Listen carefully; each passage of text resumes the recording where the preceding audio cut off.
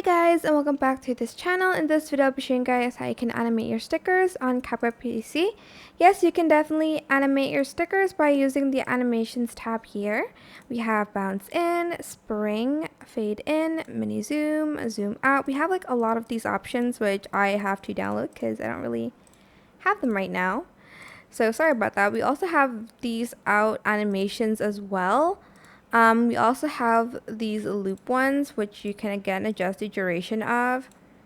But you can kind of like combine these video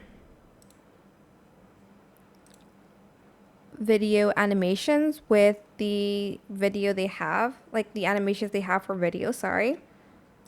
So I'm just going to right click here and select create compound clip, and then just simply go to animation, and here you can add even more animations to your video like this, which is cool. They have other animations you can choose from, but yeah, that is it. Super simple.